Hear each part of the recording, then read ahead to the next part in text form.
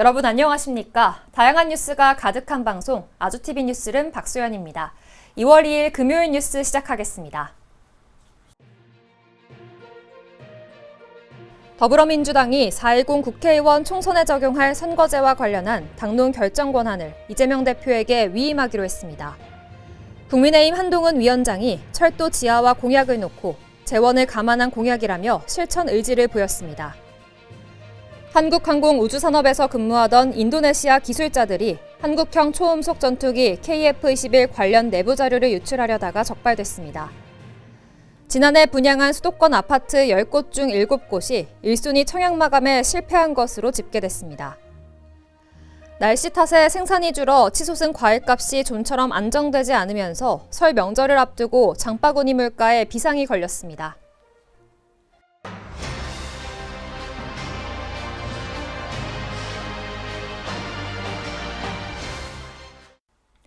더불어민주당이 선거제 당론 결정 권한을 이재명 대표에게 위임했습니다. 더불어민주당은 4.10 국회의원 총선에 적용할 선거제와 관련한 당론 결정을 이재명 대표에게 위임하기로 했습니다.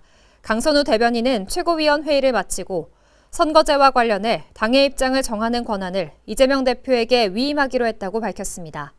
강 대변인은 포괄적 위임을 하기로 최고위에서 결정했다며 이후 절차는 아직 정해지지 않았다고 말했습니다. 국민의힘 한동훈 위원장이 철도 지하화 공약을 놓고 재원을 감안한 공약이라며 실천 의지를 보였습니다.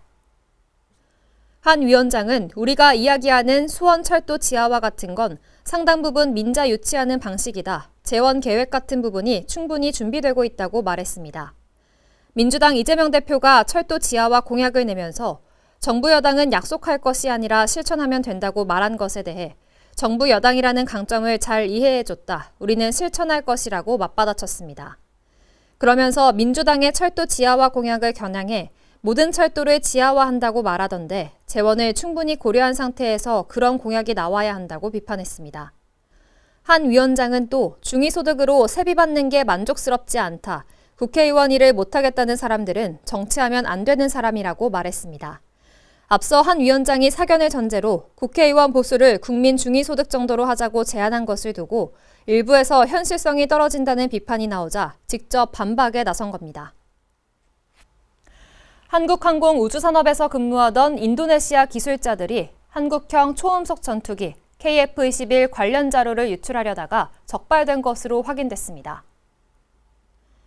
KF-21 개발에 참여한 인도네시아가 카이에 파견한 기술자들이 개발 과정 등이 담긴 자료를 USB에 담아 유출하려다가 지난달에 적발됐습니다. 카이 관계자는 회사 밖으로 나갈 때 검색대에서 적발됐다며 국정원과 방사청, 방첩사 등에 통보했고 현재 조사기관에서 조사가 진행 중이라고 설명했습니다. 국정원과 방첩사 등으로 구성된 조사팀은 이들이 유출하려고 했던 정보를 확인하고 있는 것으로 전해졌습니다. 인도네시아 기술자들은 현재 출국이 금지된 상태로 알려졌습니다. 이 관계자는 현재까지 군사기밀이나 방위산업기술보호법의 저촉 자료는 발견하지 못했다며 일반 자료가 다수인 것으로 안다고 설명했습니다. 또 전략기술을 없는 것으로 보인다며 내용 분석해서 심각한 자료가 있는지 다시 보는 단계라고 설명했습니다. 인도네시아는 2016년 1월 KF-21 개발비의 20%인 약 1조 7천억 원을 2026년 6월까지 부담하는 대신 시제기 한 대와 각종 기술 자료를 이전받고 전투기 48대를 인도네시아에서 현지 생산하기로 했습니다. 그러나 예산 부족 등을 이유로 사업 분담금을 제대로 납부하지 않아 약 1조 원을 연체 중입니다.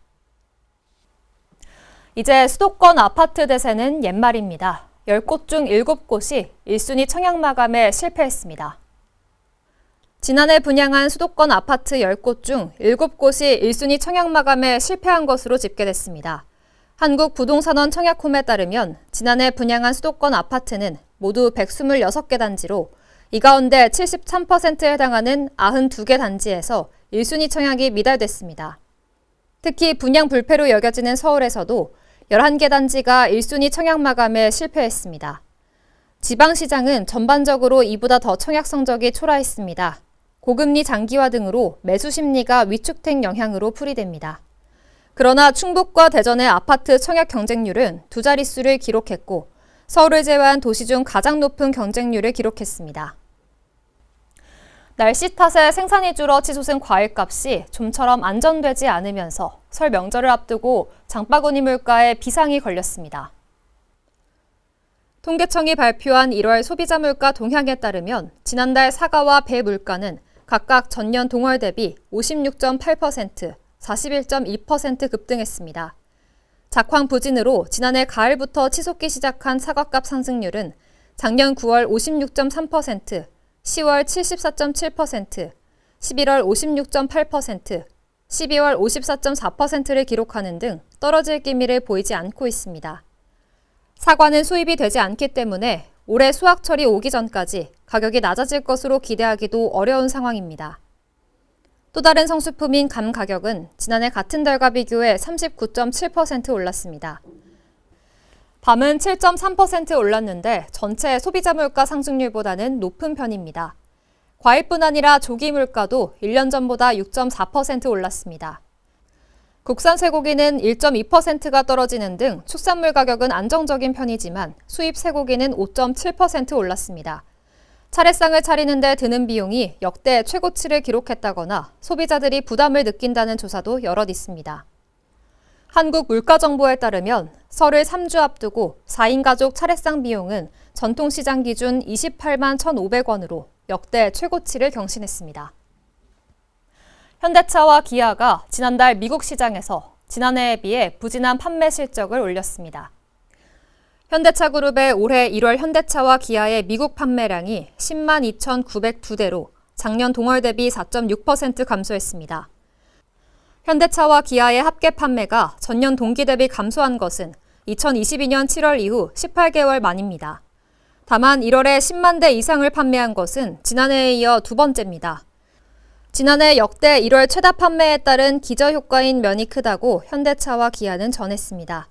전체 판매량 감소에도 친환경차는 상승세를 이어갔습니다. 현대차와 기아는 지난달 미국에서 총 1만 7,916대의 친환경차를 팔았는데 이는 지난해 동월보다 8.7% 늘어난 겁니다. 전체 판매에서 친환경차가 차지하는 비중도 17.4%로 전년 동기 대비 2.1%포인트 상승했습니다. 기획재정부가 설 직전 농축산물 할인 예산을 100억 원 추가 배정하기로 했습니다. 기획재정부는 설 직전 주간 농축산물 할인 지원 예산을 100억 원 추가 배정해 690억 원으로 높이고 정부 할인율을 최대 40%까지 상향하기로 했습니다. 최상목 부총리 겸 기획재정부 장관 등은 최근 서울 송파구 가락 농수산물 도매시장과 충북 보은사과농가, 인천공항 세관 등을 찾아 과일 수급 현황과 가격 동향을 점검했습니다. 기재부는 현장 점검 결과로 수확기 생산량 감소로 산지와 도매 가격이 높으나 설 기간 정부 할인 지원, 마트 등의 자체 할인으로 소비자 가격은 상대적으로 낮은 수준이 유지되고 있다고 밝혔습니다. 또한 예상보다 할인 품목에 대한 소비자 수요가 많은 것으로 파악됐다고 덧붙였습니다. 정부는 예산을 추가 배정하고 유통업계에 사과와 배에 대한 자체 할인율을 조합해 할인 지원 체감 효과를 높여달라고 요청했습니다. 올해 설에는 공직자도 30만 원어치 농수산물 선물을 주고받을 수 있습니다. 국민권익위원회는 설맞이 청탁금지법 적용 사항을 안내했습니다.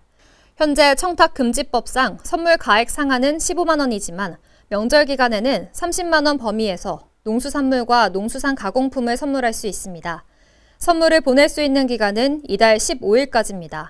이 기간에 발송한 선물이라면 15일 이후에도 받을 수 있습니다. 앞서 권익위는 지난해 8월 청탁금지법 시행령을 개정해 명절 농수산물 선물 가액을 기존 20만 원에서 30만 원으로 올렸습니다. 유철환 권익위원장은 농협 하나로마트 양재점을 찾아 명절 선물 가액 상향 효과를 점검하고 농축산업계 현장 관계자들과 간담회를 열었습니다. 권익위는 간담회에서 논의되는 사항들을 종합적으로 검토해 합리적인 청탁금지법 운영 방안을 모색해 나갈 예정이라고 밝혔습니다. 이어서 날씨 전해드립니다. 주말까지는 예년보다 기온이 높아 겨울치고는 비교적 포근한 날씨가 이어지겠습니다. 내일은 서울의 아침 기온이 0도 등 전국이 영하 4도에서 영상 5도로 오늘과 비슷하겠습니다. 낮 최고 기온은 서울이 9도 등 전국이 3도에서 11도로 오늘보다 2도에서 3도 정도 높겠습니다.